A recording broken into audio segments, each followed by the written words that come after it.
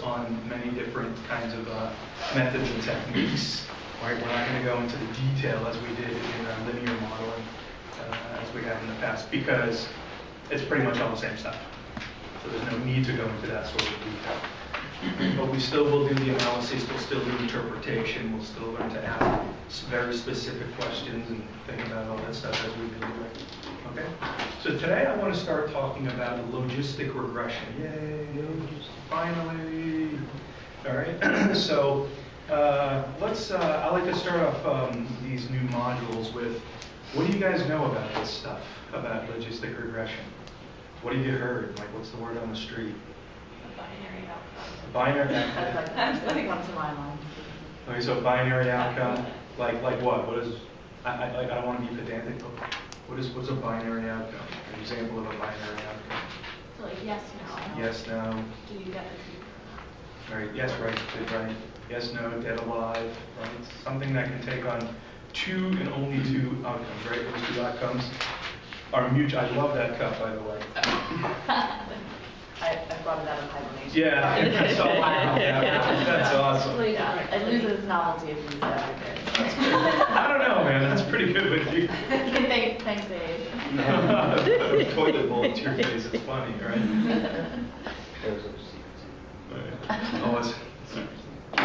All right. So up until this point, we've been dealing with linear models, linear regression, and linear regression is going to make the assumption that the outcome is continuous and can take on any real value on the number line, right? Any real number on the number line. So that's a negative infinity to positive infinity.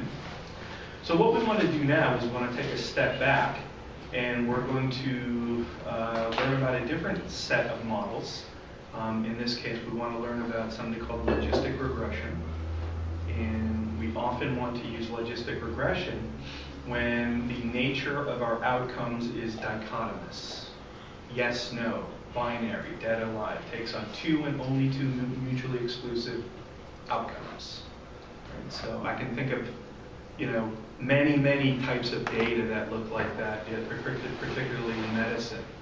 Right? You can also do the big no-no, which is to do an artificial dichotomy of some continuous variable and turn that into a dichotomous. My recommendation is don't do that, like ever.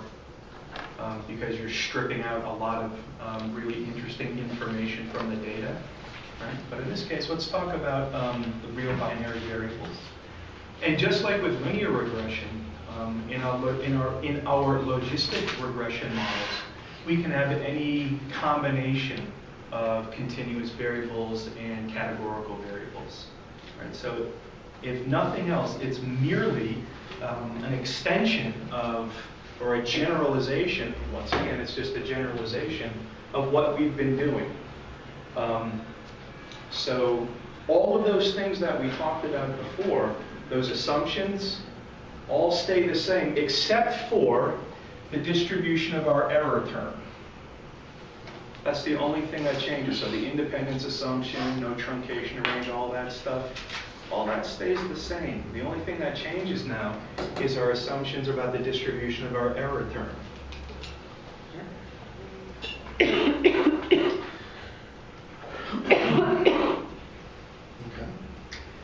The other thing here is that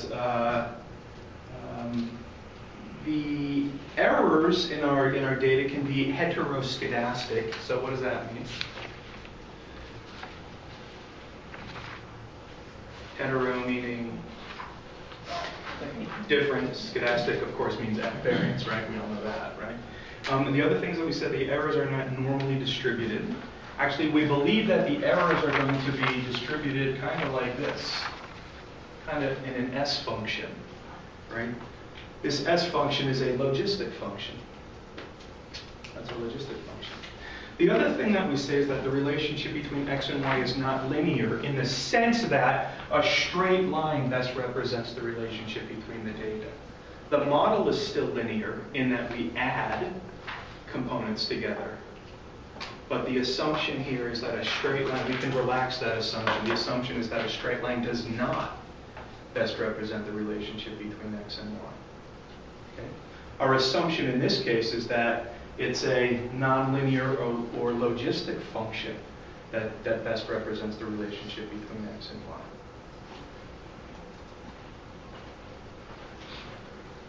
Okay. So, back in the day, before we had fancy computers, and I'm not trying to be funny here, but seriously, back in the day, before we had laptops, before we had PCs, doing logistic regression was hard. Was hard to do because if you had a data set of any particular size, the mathematics involved in it was complicated and a pain in the butt. And so it was hard to do logistic regression. So what we used to do in the past is what was called linear probability models, or LPMs, and we used to use linear regression to make predictions about binary data. Right? But let's think about the probabilities or the problems associated with fitting a model that assumes you can have a value from anywhere from negative infinity to positive infinity, right? First of all, with data that are 0 and 1, is it possible in a linear model, in a linear regression, to predict a value less than 0? Sure it is. Sure it is. We did a regression, and it was with the health data, the number of times we visited the doctor, and the intercept was 0, or was -3 or something like that, right? And we all agreed that it was plausible that you could find somebody with no physical symptoms, no mental symptoms, and basically no stress. You know, you go to like Tibet or something and find a monk, you know, who are in excellent health and, you know, who just live in the moment. So the concept of stress doesn't, you know, they've accepted the 7 tortures of life or whatever it is in Zen Buddhism, right? So they don't have any of that stuff. So their expected number of visits would be -3 doctor visits.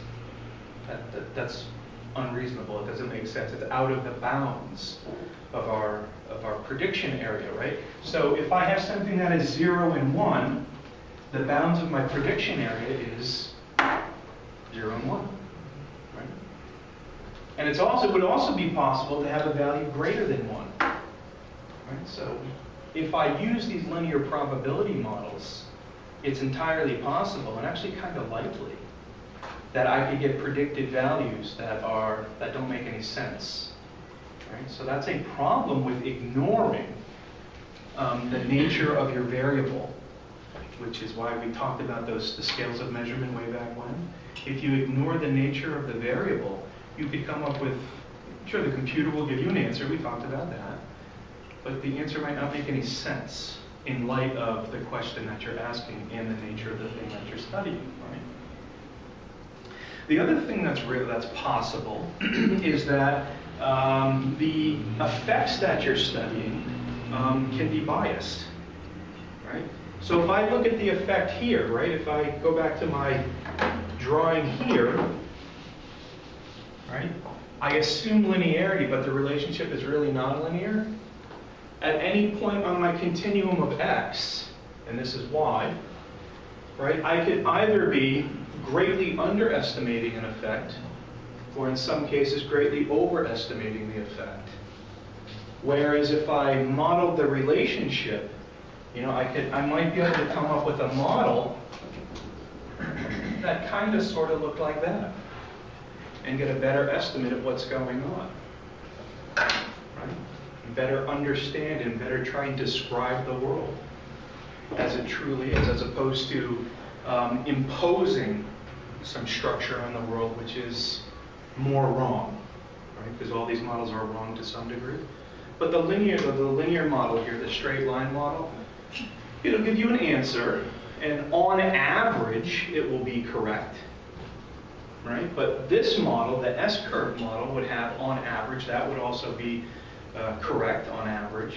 But the error in this model, the S model, is less than the error in the straight line model, right? The standard errors would be different.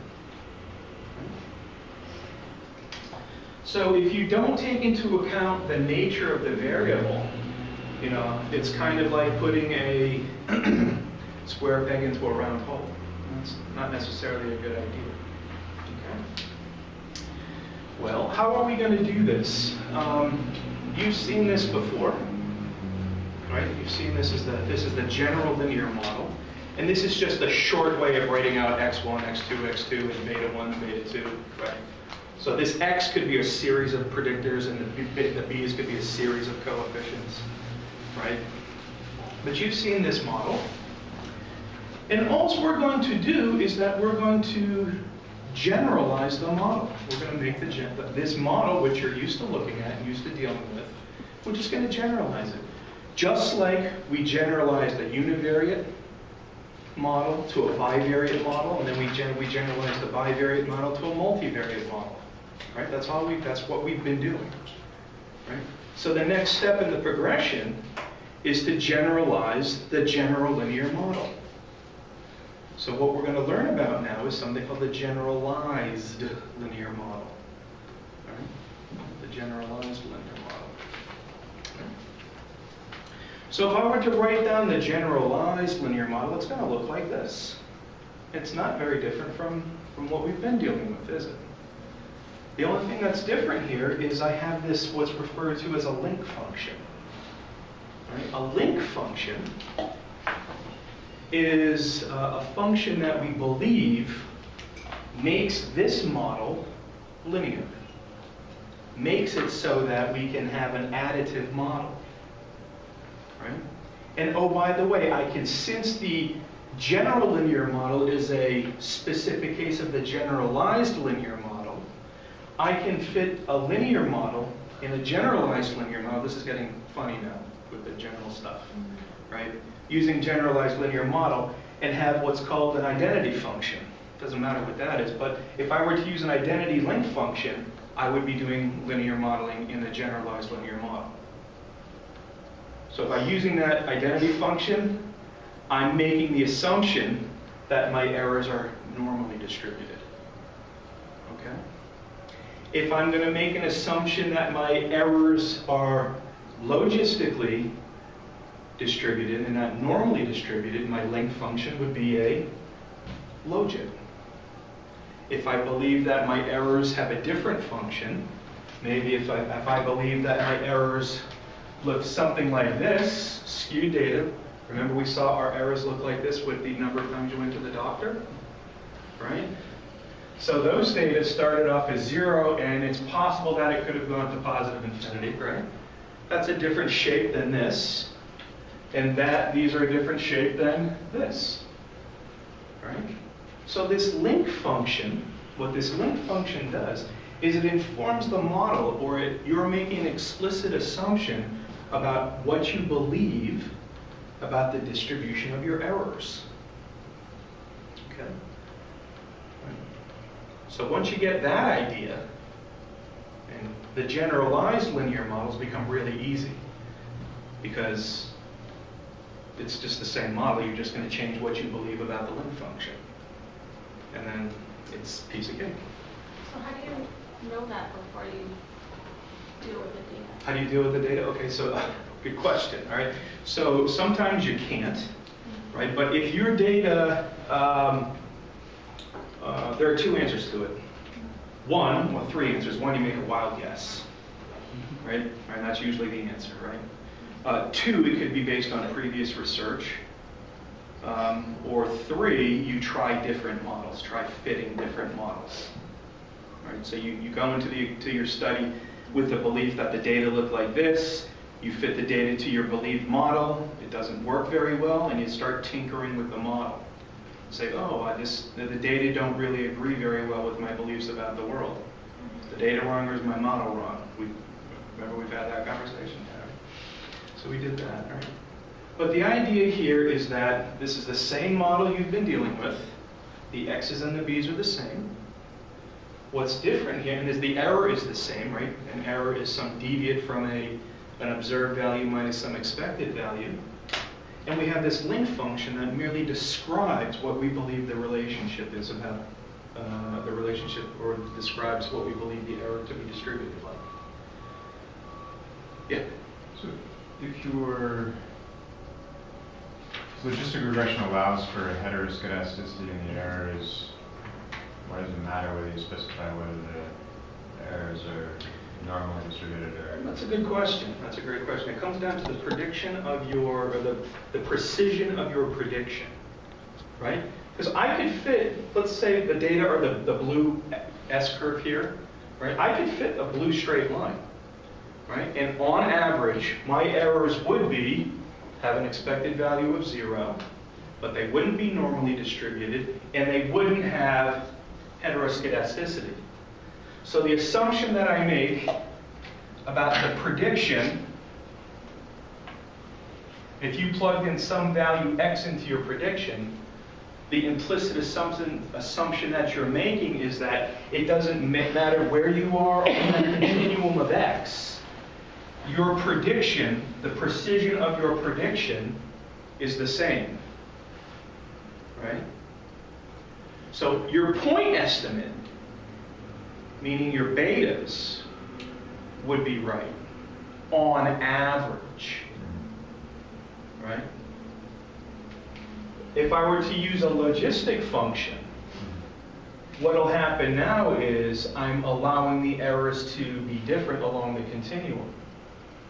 So as a result of that, my errors on average will be much smaller. The standard error, so when I mean error in this case, the squared deviate, will be much smaller than if I imposed the straight line assumption. So on average, you'll get the same answer. The problem comes with the prediction from that answer.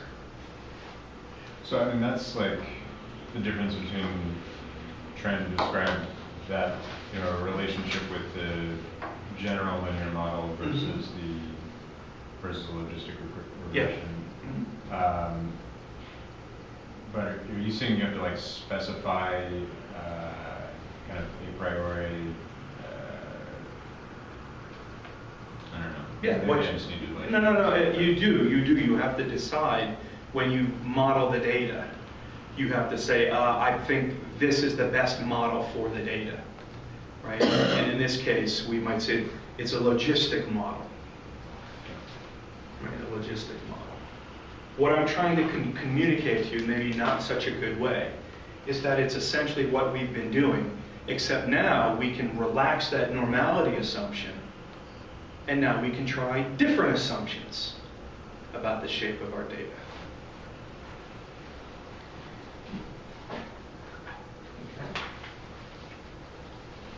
Okay. So this is what I was referring to about an identity link.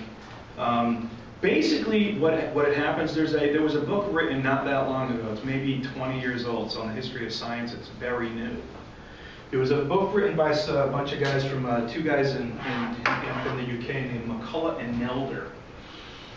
And you remember the story I told you about how ANOVA was developed by like people doing in agriculture, and the economists were developing regression, and it wasn't until the 60s that they realized that it's all the same stuff. Well, it wasn't until the early 90s till we realized that all of this stuff is all the same stuff, right? So what they realized, what McCullough and Nelder, their brilliant insight was, when I write down a model,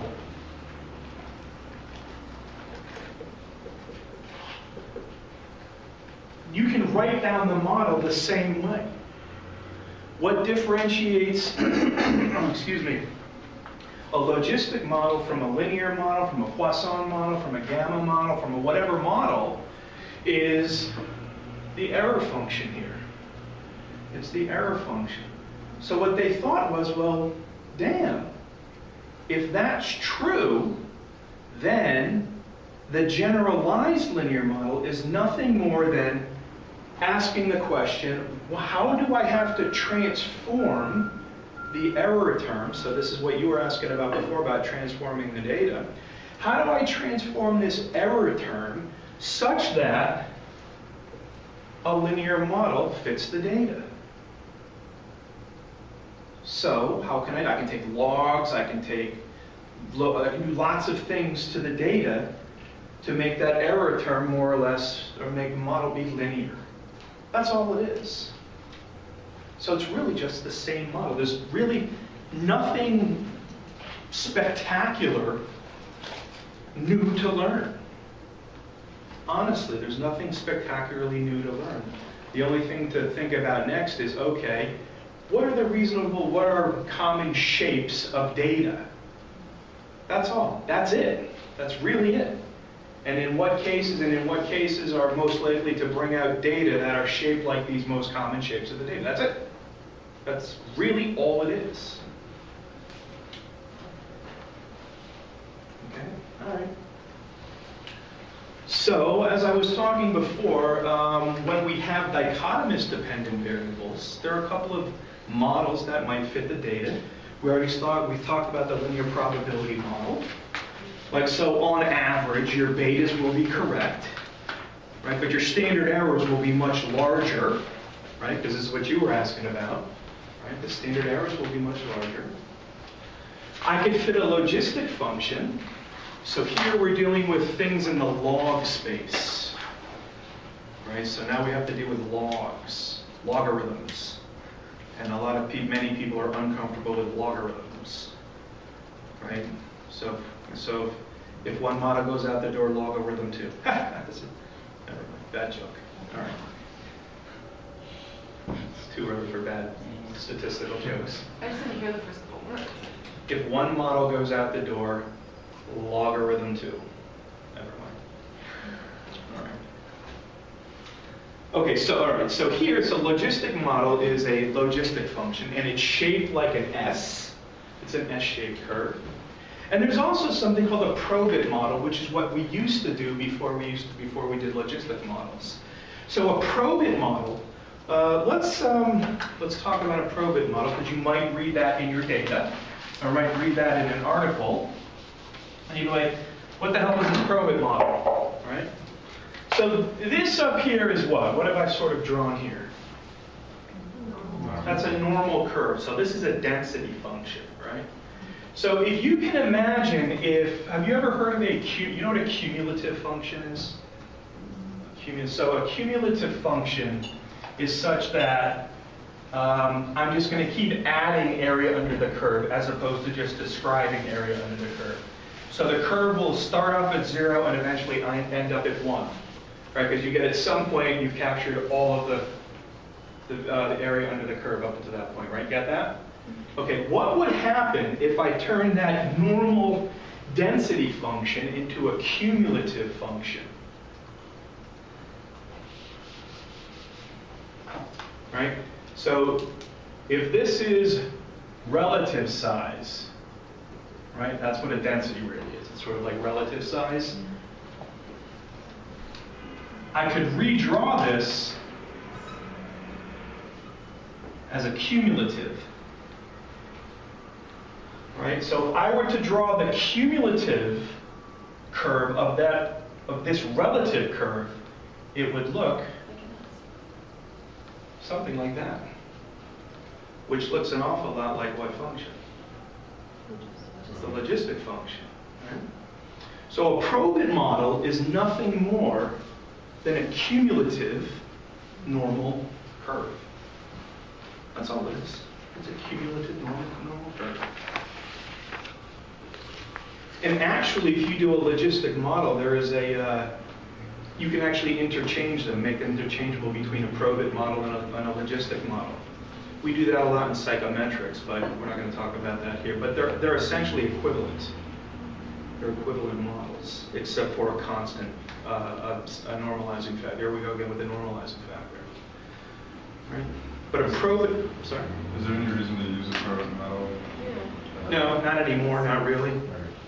But some people still may, right? Because maybe their software doesn't do logistic, right? Okay, all right. Okay. So here we talk about the differences between these models by defining or specifying what link function that you're going to specify for your model, right? Right. But the other thing that we're going to talk about here is that the logistic function is going to be the most versatile. Right? It's going to be the most versatile. And this is what we were talking about before with respect to our model up there. Once we transform the dependent variable, it essentially becomes linear regression, right? Okay. Okay. So the implication of that is, after we transform our error variable, our y is no longer y. And this is the new thing to learn. All right? Our y is no longer a yes, no. Our y begins, well, in a logistic regression, our y turns into a logit, or a log odds. All right, so first of all, do we have any gamblers in the room? No gamblers in the room? Okay, well, let's talk about probability a little bit. Okay, probability a little bit. So, and this will help frame it. Okay, so in logistic regression, the outcome, what we're modeling is not 0 and 1. What we're modeling is something called a log odds. Log odds. Log odds are a logit, right? So I can take a binary variable, and I can talk about the outcomes in terms of a probability, right? So let's talk about probabilities. Probabilities range from what to what? They range from 0 to 1, right? And let's say that I had 100 people in my study, right? I had 100 people in my study, and 25 of them were positive, and 75 were negative for some binary outcome. Okay? So you could then tell me, like without like any mind-altering drugs, what's the probability of somebody being positive in this data set? It's 25%, right? Right. So percents and probabilities are similar in that I just take a probability, multiply it by 100, and then it becomes a percentage, right? So we understand that concept? Okay. So an odds. So let's talk about how we can convert our probability to odds and then odds back to probabilities. So you understand the concept of the probability of somebody being positive in this data set. It's simple math. It's the number of positive divided by the denominator, right? So how do we turn that probability into an odds? Well, what we're going to do is we're going to take our probability, thank you, Siri, and then we're going to subtract that probability from 1 as the denominator. All right? So this becomes 25.25 divided by 0.75, which gives us what? It's a third, right? Something like that. It's a third. Right? So we would say that you are a third as likely, the odds of you being positive are a third as likely as not being positive. Right? We can also flip it around. We can flip the same question and just ask it the other way. What's the probability of being negative? Or what are the odds of being negative relative to the odds of being positive? It would be, in this case, it would be 70.75 divided by 0.25, right? And this gives me 3, right? So the odds are you're 3 times as likely to be negative as you are positive, right?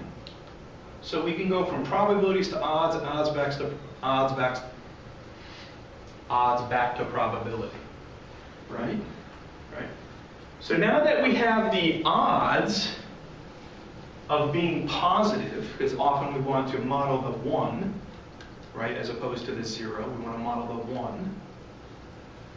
When we do that logistic transformation, really what we're modeling is the log of those odds. So we're taking the logarithm of those odds. So does anybody remember, you must have dealt with logarithms in like chem, right? Yeah, remember that? Oh God, no, not organic chem, right? So logarithms, right? So probabilities, okay, let's take this logically here, right? Probabilities are bound between, here I am pointing to a blank board. Probabilities, you told me, range from 0 to 1, right? Right? If I turn my probabilities into odds, my odds then range from 0 to positive infinity, right? Okay. What happens when I take the logarithm of a number that's less than 1? Anybody remember? It's going to be negative. Does anybody know the log of 0 or the log of 1? 0. The log of 1 is 0. So I can go from negative to positive infinity. So by converting those, by transforming what we're modeling into something that gets us back to negative infinity to positive infinity, now we're back into a nice comfortable place where we've been all along in a linear model. The key to remember here is that what we're modeling is no longer yes, no. What we're modeling are the log odds of yes, no. Right? So most people understand the basic concept of probabilities. Right? You get that, right? You flip a coin, what's the probability if you have a fair coin, what's the chance of getting ahead? 50%. Right? So now we've learned that odds and probabilities they're the same thing, right? It's like kilometers per hour and miles per hour. They both measure, in this case, some velocity. Probabilities and odds measure the same thing, just different scales, right? And now if we just take the log of those odds, now we have a log odds. Right? So that's what we're modeling. And that means that the coefficients, the betas in our model, they have a different interpretation too. They become odds ratios. They become odds ratios. So you're answering two different questions with the linear probability model, with the logistic model. Yes, so the linear probability model will give you probabilities. Okay. Right, because the linear probability model is nothing more than a fancy name for doing linear regression on binary data. That's all it is. So if you use, in Stata language, if you regressed, just use the regress command, binary variable and a whole bunch of other variables as your predictors, that would be a linear probability model. And the interpretation of those betas would be differences in probabilities. As x goes up one value, for every 1 unit increase in x, the probability in y changes by that beta. However, probabilities really do get funky. When you really get into probabilities, most brains, actually we've done studies in cognitive psychology where we've used like fMRI and all kinds of stuff, looking at, you guys ever heard of Bayes' theorem? You guys have learned it whether or not you realize that when you learn about sensitivity and specificity, which I hope you realize are completely meaningless. As physicians, you ought to know sensitivity and specificity are just whoop-de-doo. It's positive predictive value and negative predictive value that are the really important things. So the positive predictive value is what? In words, that's the probability that you are in fact positive when the test was positive. And the negative predictive value is the probability that you're negative when in fact the test was. And aren't those the real questions? I mean, who gives a shit about sensitivity and specificity, right? We don't care about that, right? What do you do? We care about probability, right? So, but if you were to write out Bayes' theorem, it has to do with this conditional independence and all this sort of stuff. Like people's brains, you should see the fMRIs, man. Like their brain goes, their brains like, they literally short circuit. It's hysterical to look at, right? But if we present the data in terms of numbers, people will be like, oh yeah, I totally get it, it's easy. Right? But as soon as you start dealing with probabilities, people are like, I don't know what the fuck you're talking about. Whereas if you turn probabilities into odds, you can say, well, I'm twice as likely to get hit by a car. All right, so how do I turn odds back to probability? All right.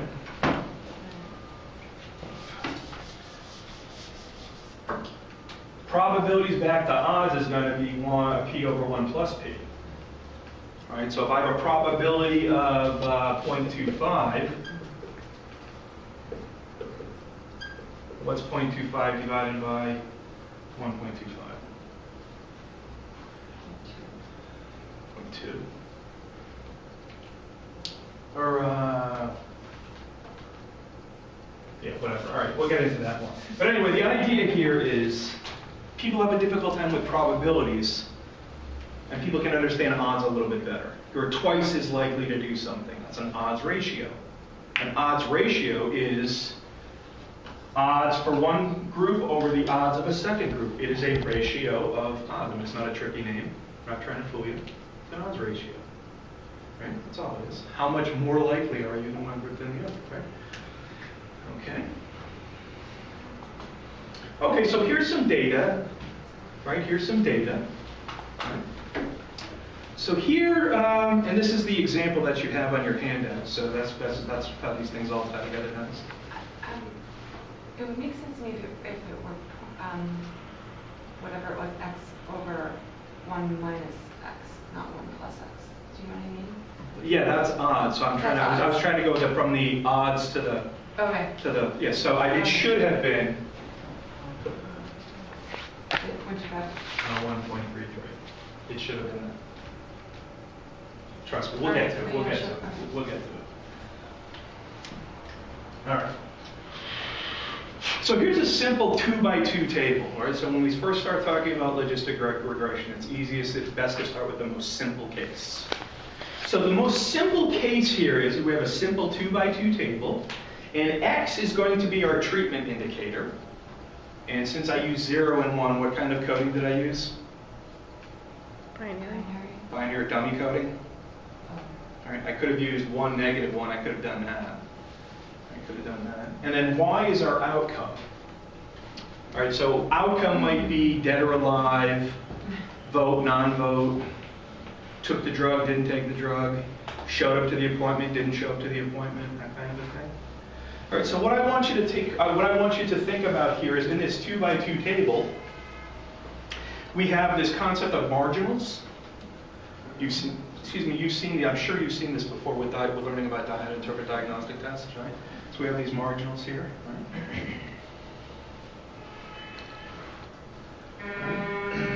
Hush. All right, so y is either going to be some success or failures. That's how statisticians talk about this crap. Success or failure, right?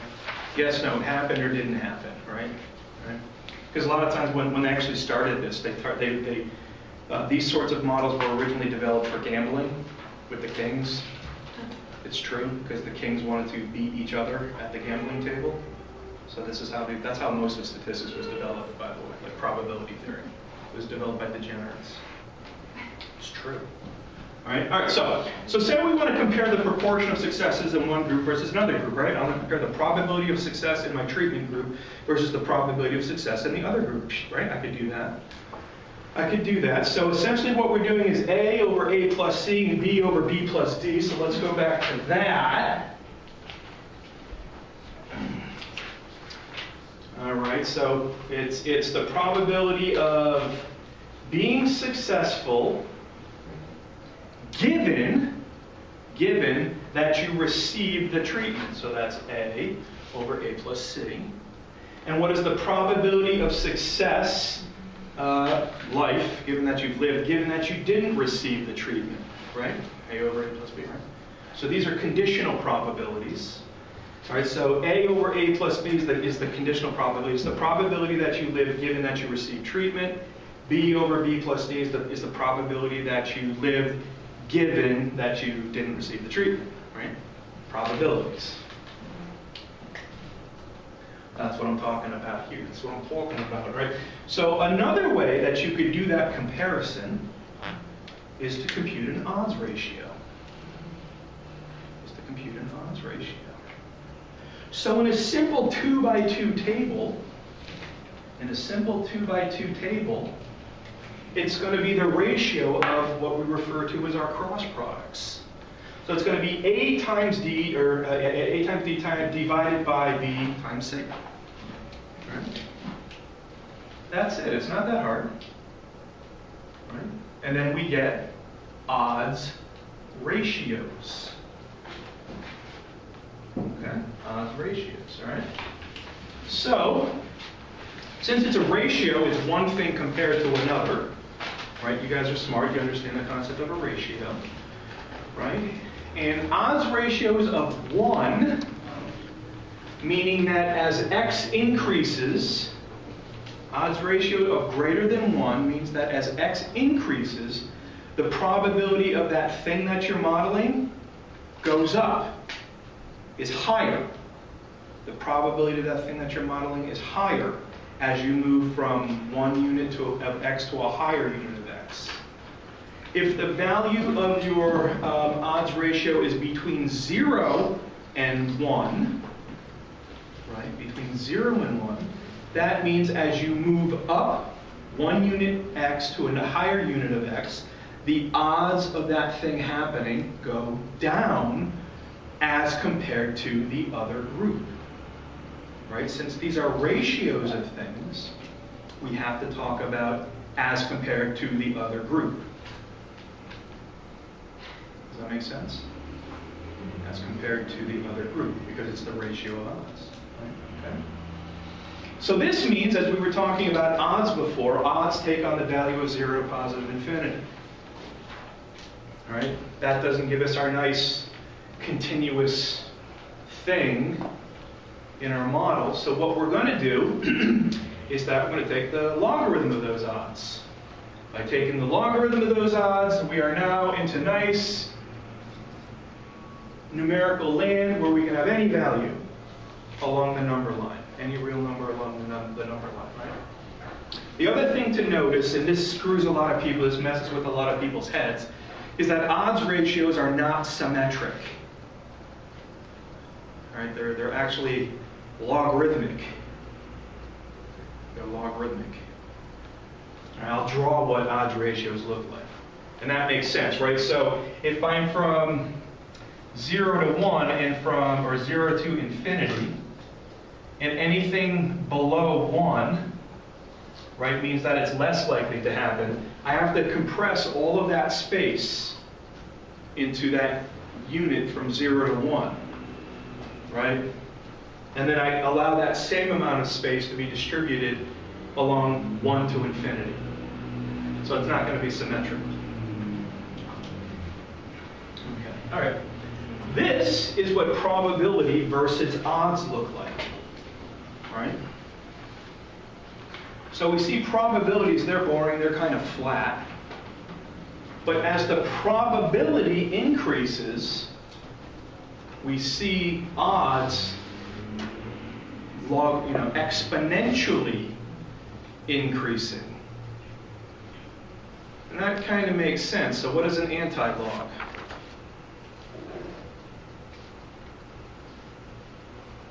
The exponent. If I exponentiate a logarithm, I get back to the thing that I was initially looking at, right? Make sense? Right? So that's why that's why that curve looks like that. Okay. Here's what probabilities versus logits look like. All right. Now if I were to turn this on its side, it would look like that nice S function, wouldn't it? Like that nice S function. And the other thing to notice is that the midline of this curve is at the 0 logit. So a log odds of 0 means that the odds ratio is 1. So that means for every unit increase for one group, you get the same amount of increase in the odds in the other group. It's even money. 50-50.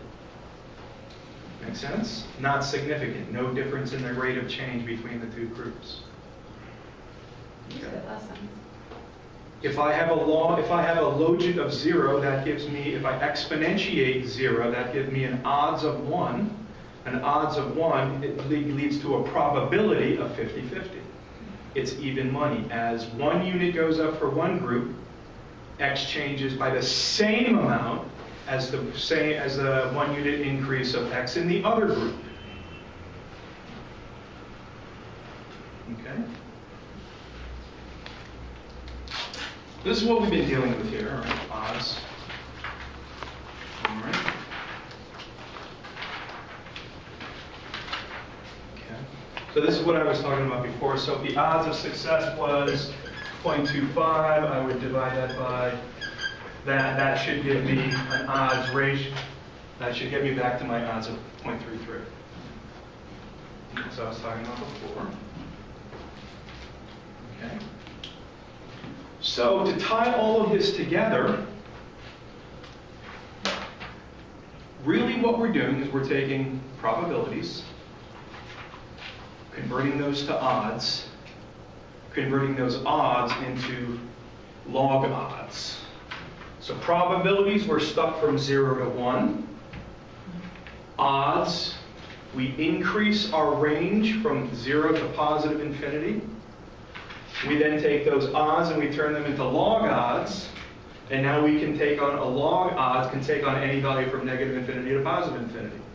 Now that we're back into the negative infinity to positive infinity land, linear model. Okay? Okay? So this is really the model for logistic regression. So this is the same. This is the intercept. A is the intercept. Remember from geometry, y equals mx plus b. Okay, same thing, except P here is not yes, no. P is a probability of the yes, no. Right? And we have to take the log odds of that probability. Logit means log odds. Right? So all we're doing is we're goofing with the data so that we can go into positive and negative infinity land, and then the interpretation of the betas become quite natural. Right? Quite natural. And the convention is always to use the natural. Yes. Yeah. Yeah.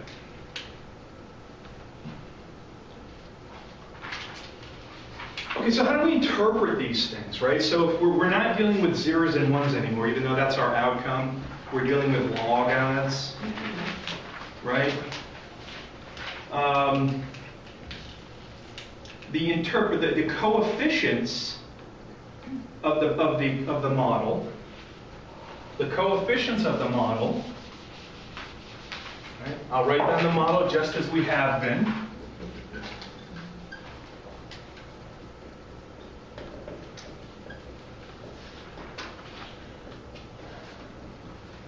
Right? I've written down this model like a million times at this point, right? You guys are sick of looking at that model, right?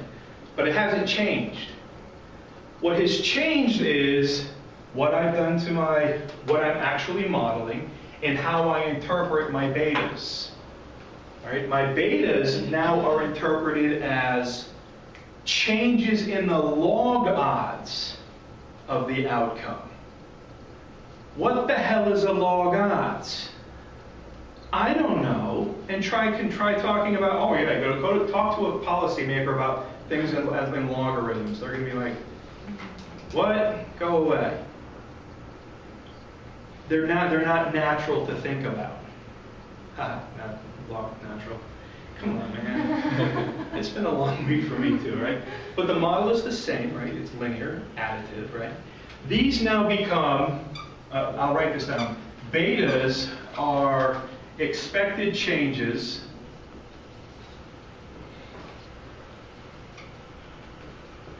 in the log odds of y. That's what the betas are. They're expected changes in the log odds of y.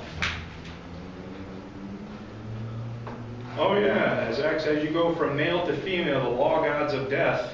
What the fuck is that? I don't know. So you just convert it back to a probability. Convert it back to an odds.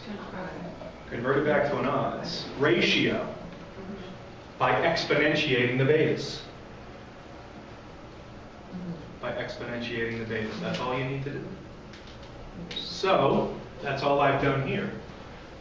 So e to the a plus b plus x is, this is our model. So ignore the e, a plus bx is our model. And all I'm doing is I'm taking the natural number and I'm just raising it to that value. Now this number is an odds ratio. Sorry, what does A mean in that? A is the intercept, Okay. B are the coefficients, X are the values of the predictors. It's the same model that we've been writing forever and always. Okay?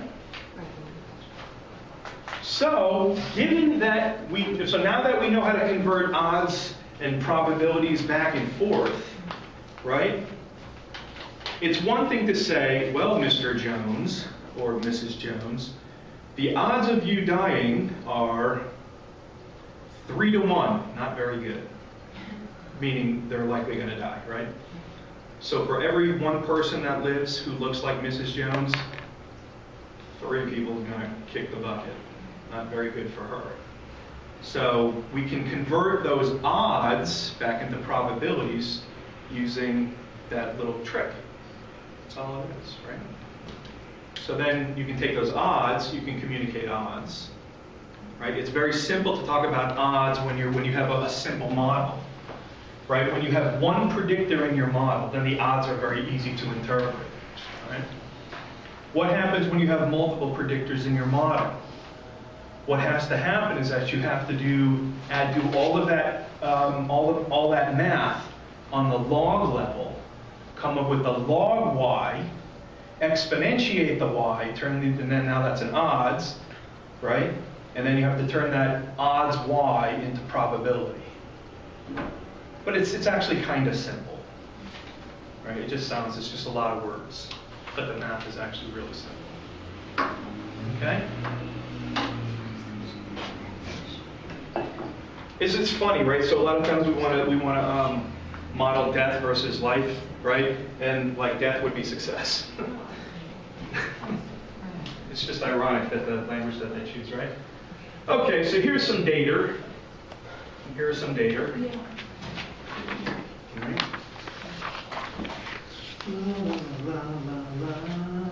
So now I have males and females, heart attack, no heart attack. Right? Intuitively, who's going to have a higher probability or higher likelihood of a heart attack? Right, the males are, right? So, okay, let's go with that. So let's sort of do this in a stepwise fashion.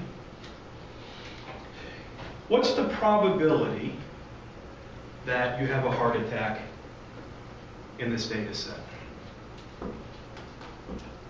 Overall? Overall. 50%. It's 50-50. What are the odds that you have a heart attack? Overall. 1. It's a coin toss. You're just as likely to have a heart attack as you are not to have a heart attack, right?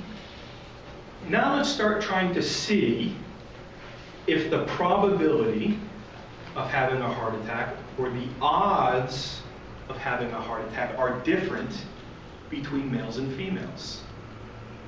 Okay? So let's talk about this. Let's do probability of a heart attack given, so this vertical line to a statistician means given. Probability, I'll write it this way. Probability of a heart attack given you're a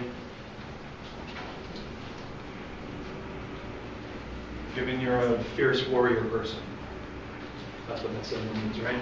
Okay. That's going to be what? That's going to be 7 divided by 10, right? Right? All right. So, what are the odds that you're going to have a heart attack, given that you're a male?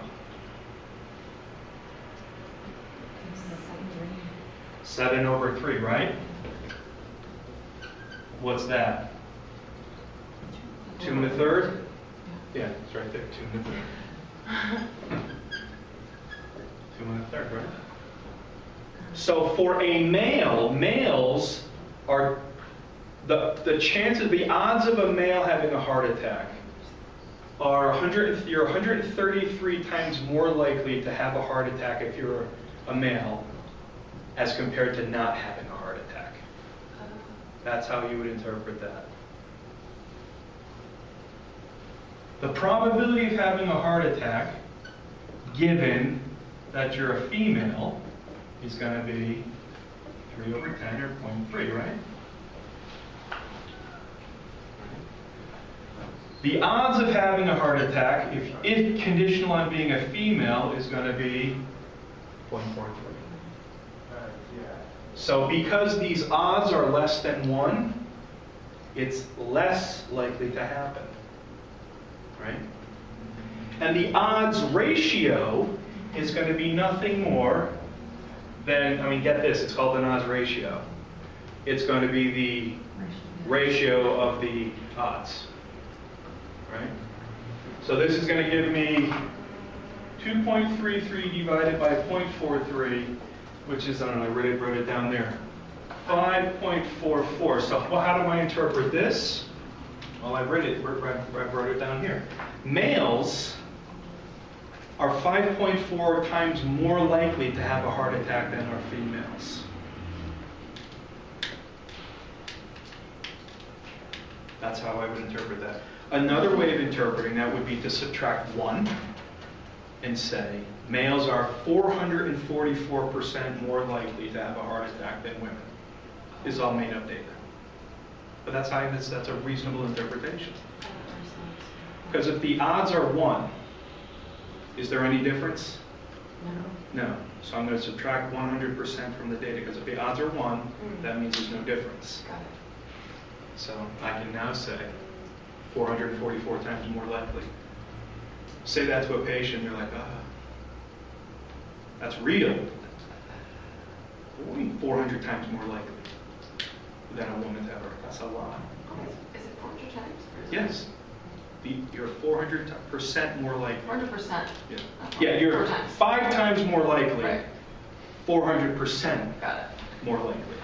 Thank you. But so what confuses me, the last sentence sounds like a relative risk to me. It's not. Right, I know. So I know the relative risk and the odds ratio are different. But they're similar. But they're similar, and it has always confused me to try to figure out how to relate them. But the last sentence, the way you phrased it, sounds like my conception of a relative risk. Yeah, it's because they're both ratios. A relative risk are ratios of probabilities. Right. That's it. So your 2.33 is a relative risk? Yeah, your risk of having a heart attack is 3.3 times that. And how Risk and odds are different. Right. But like, how would you phrase in words the relative risk so I can understand how it's phrased differently than the odds ratio? Oh, how would I explain Do you know that? what I mean? That's a good question. First of all, let's start with the easy answer, and then of course there's got to be a hard answer after that, right? When probabilities are very low, odds are very low, there's essentially no difference between relative risk and odds ratios. They will be essentially the same because of the non-symmetrical nature of the logistic function. So odds are, how do we talk about odds versus risk? I have to think about that one for you. I don't have an answer off the top of my head, but I'll think about that one for you. Okay? Isn't the odds ratio just a ratio of the relative risk? No, it's the ratio of the odds. The 2.33, the probability of men having a heart attack? No, those are the odds of a man having a heart attack given that they're male. The odds. The odds of men having a heart attack. Right. Given that they're male. Okay. Right. Oh, right, because the probability of them having a heart attack is the 0.7. Right. So, Okay. So could you say one's a characteristic and one's a comparison? Yeah, okay, yeah, that's good. So the odds, this is specific to men. this is specific to women, the odds ratio are relative. Okay. The relative risk is, I have to think, I don't want to Right. lead you down the wrong path, so I'm going to think about that and come up with a cogent, multiple ways to explain that to you that lead you to the same conclusion. Okay, all right. So, okay, why don't we stop here? I think this is a good place to stop. All right, we'll pick up on Tuesday. What I'd like you to do for your homework on Tuesday is I'd like you to go into the literature and find an article where the investigators and the authors have used logistic regression, and come ready to talk about the article. Okay? Fair enough. And then we'll finish this up on Tuesday, and then we'll start doing logistic regression.